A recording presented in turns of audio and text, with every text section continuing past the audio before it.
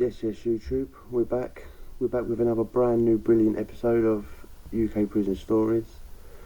Brought to you by Bolts, Bars and a teeny tiny bit of bird. I am your host with the most, Carl Aldred. Let's get it on.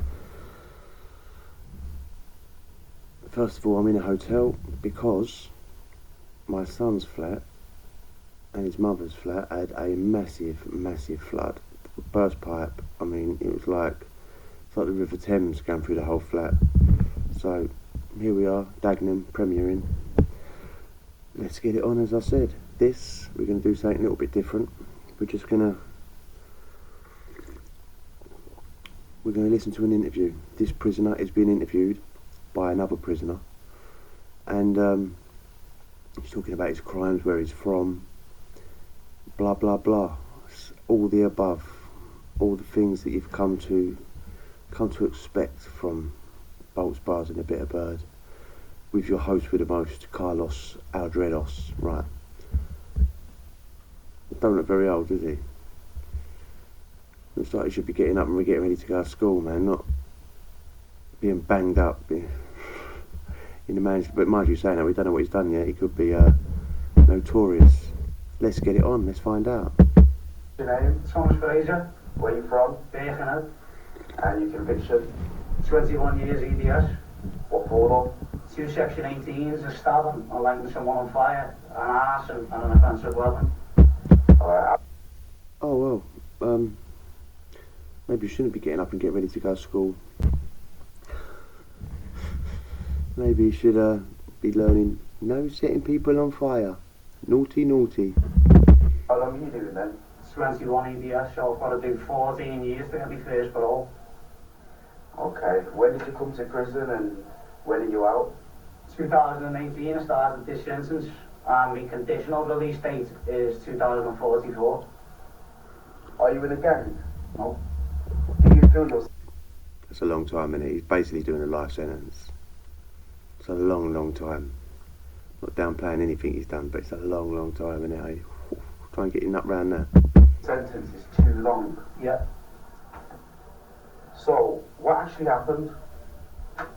Well, the first thing was, some kid stabbed me when I was on the Algaffan out the way. Stabbed me in the arm with a bottle there. Yeah. So, I fucking got him a dress for him.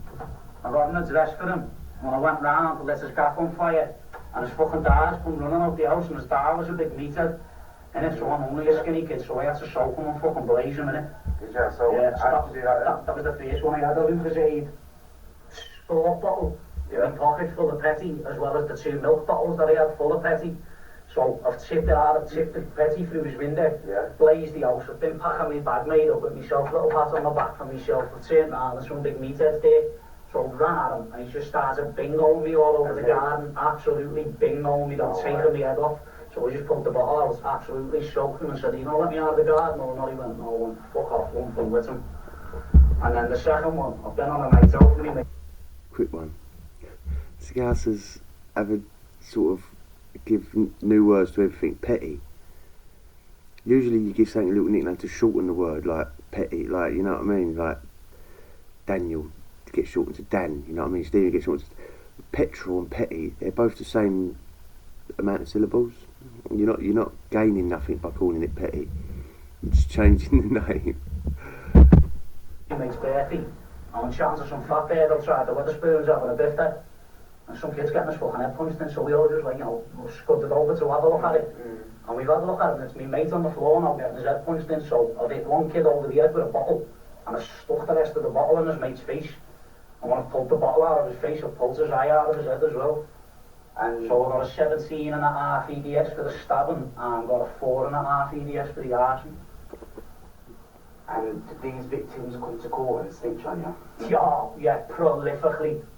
Him and his 2 mates turned up. His 2 mates had nothing to do with it, but when I was fighting with him outside the fucking pub, one of his mates, who was apparently a school teacher, has picked his video up and started phoning it. Started filming it, so he's got me fucking stabbing him on camera with the bottle and that, you know what I mean? Yeah. And then they've turned up at court, all been crying their eyes out on the fucking stand and all this and all that. You want to read me transcripts, what I was saying to him? I'm coming through and the kid's laughing at me face. laughing in my face while I'm coming through to get sentenced, lad, yeah? So the judge is giving it all, he's clearly terrified for his life.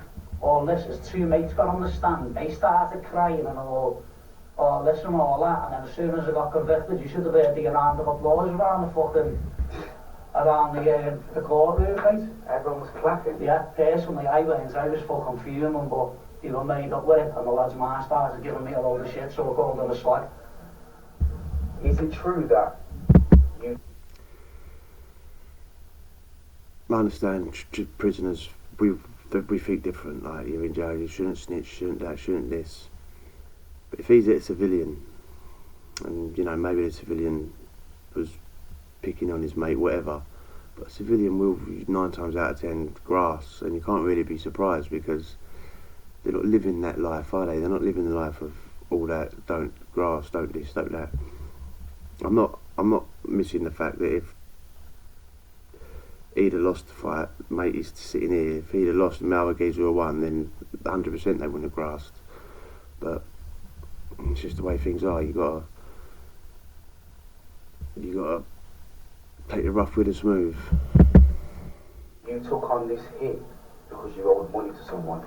No, they put it down, they had to put it down to 1 or 2 reasons, because apparently my family name has never been heard of by him, and I've never heard of his family name, so in other words, we didn't grass on each other, the fellow that lit on fire, but they've put it down to, you've either got to have done it on commission, or you're criminally insane, and I've been ruled out as criminally insane, so they've put it down to, as I've done it on commission, which basically means I've been paid for it.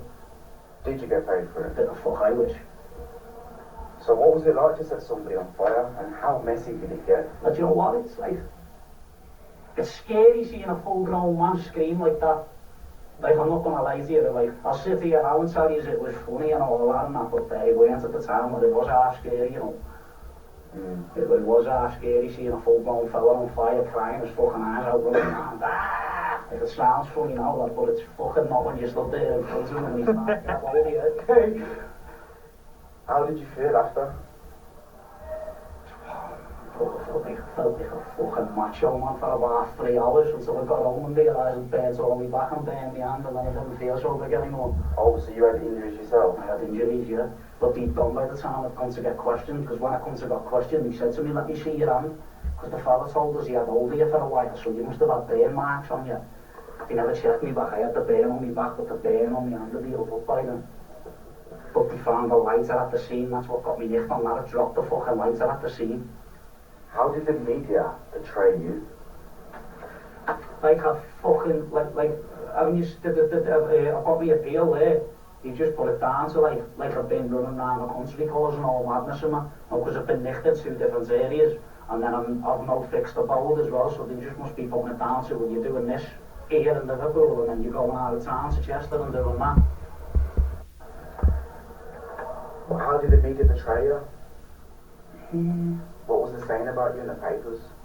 It's violent fuck, young violent fuck. What was the exact words on it? I can't remember, you'll have to let me get a print out or something on it. It was just that the young fuck and portraying you as a pure scallion. And how do you feel about the media portraying you like that? Bollocks, because they don't know me, they haven't got a clue who I am, and they haven't got a clue or nothing about the sentence. Yeah, but he got nicked for some naughty, violent stuff in it, so the media who don't know him are just gonna paint the picture of him as being a lunatic. I mean, that sells, blood and guts sell, but he's in there for a blood and guts sort of crime, isn't he? He's not in there for punching a geezer and the geezer fell over and knocked a tooth out. I mean, he's in there for some extreme. Okay. Mainly the Liverpool echo, full of shit. If you could say something to your victim, what would you say? When I get out, I'm coming for your other eye, you could. That's a promise. And do you regret the crimes you're in for, or any crimes you've done at all? No, I regret the shit that's happened over it, like with my family and losing my family and all that, but I don't regret doing what I've done for a reason. How did you know your victim? The second one I didn't, and the first one I didn't, and it was son. Were you and the victim on good terms? No, we weren't on any terms. Okay. What's the truth? What do you want to clear up? Because there's a lot of stigma about your case, and everything that got said in court is not true, is it? Not all of it anyway. Well, everything, no. And did they make a lot of lies up about you? I wouldn't say a lot. I mean, it's more the case details they put down to shit. I wouldn't say so much, mate, because they've portrayed me to be an arsehole like I am, so... And you chopped someone, didn't you? So what was the injuries to that? That was his eye. I want to remove his eyeball from his socket. And it literally came out? Literally, no eye.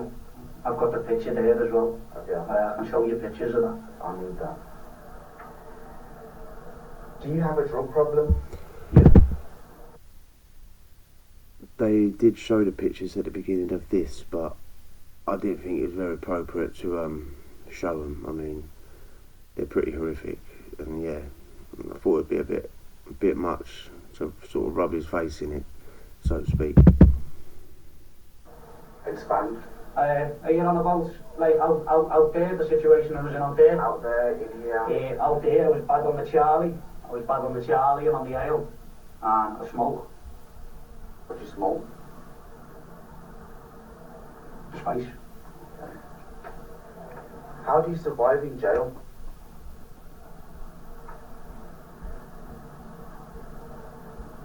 Keep my hands on my neck when I'm walking around.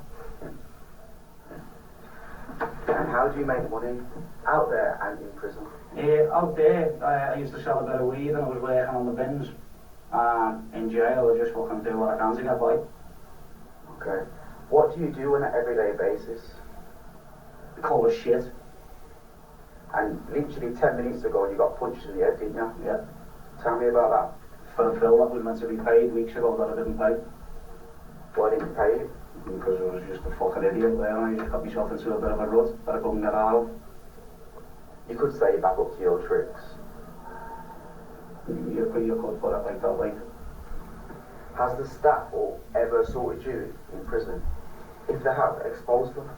Yeah, D-Wing, SO, Fairest. I remember arguing with him, I was on D-Wing, this was sometime last year. And Fairest, I've been arguing with him because they haven't let me out of my pads for 3 days to go on the yard. So I comes to walk out and he said something to me. So he opens the door and I said, this is 3 fucking days I've been on this wing now and you keep forgetting to open me for the yard, but you don't forget to lock me up. He grabbed me by the back of my neck and he threw me into my pad. So I smacked him in the face and then he grabbed me by the back of the neck again, took my feet from underneath me and just started like trying to knee me head off and waylay me and that. That's illegal, isn't it? Yeah, that is illegal, yeah. So that's corruption. And then at the time he had me wrapped up on the floor. Who was then the SO on D-Wing, I can't remember his name, he ran in and booted me in the face. And then decided to turn the body-worn cam on afterwards. So the body-worn cam doesn't even show the incident that happens, it only shows me wrapped up on the floor. Is that by any chance? Sort of thing happens, isn't it? Again, you've got to take the rough with the smooth. Screw shouldn't do it. Screw shouldn't attack anybody. Is they? They're there to uphold the law. Really, they should uphold the law. But I'm getting the feeling from this geezer that he probably gives as good as he gets. You know, he doesn't seem like some timid, shrinking violet. He gives as good as he gets. Officer Bradshaw, the big meathead. Officer Bradshaw is exactly who it is, yeah. And what prison was this in? This was in HMP Strangeways in 2021. Otherwise known as? Strangeways. HMP Manchester. Okay. Where do you see yourself in 5 years? Fucking all the way I'm going dead. That's honest. Do you struggle with mental health or stress? Stress, yeah. What stress do you have? And what do you struggle with? Just all sorts of stress, like, because I've got 2 kids, I've got, I've got an 11-year-old kid who I don't really see. I've got another 3-year-old kid who I see fucking once every couple of months if I'm lucky. And just family stress, that's it. That must be quite painful. Yeah, shit. Do Do you get any help with mental health or stress? Not really, no. Not like I take drugs to try and relieve the stress. And how? That's why a lot of people take them in there, stressed out about things on road, stressed out about the length of their sentence, stressed out about how the days drag, and they take drugs. Loads of people do it. That's how people get through their sentence. Do you smoke a day? It varies, I suppose.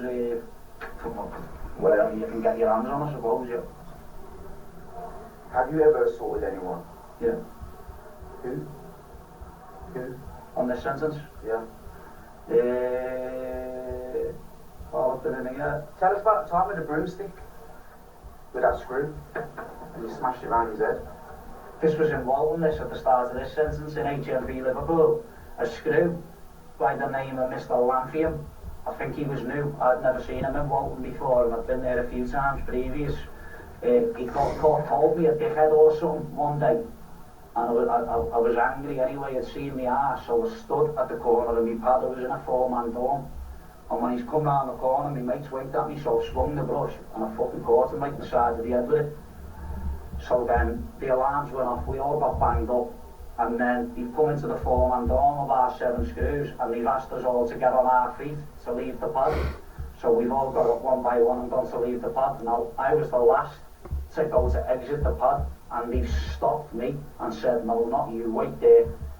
And then he's turned round, Mr. G, his name was, he was the SO at the time on Iwin. He now works at the block on the segregation unit in HMP Liverpool.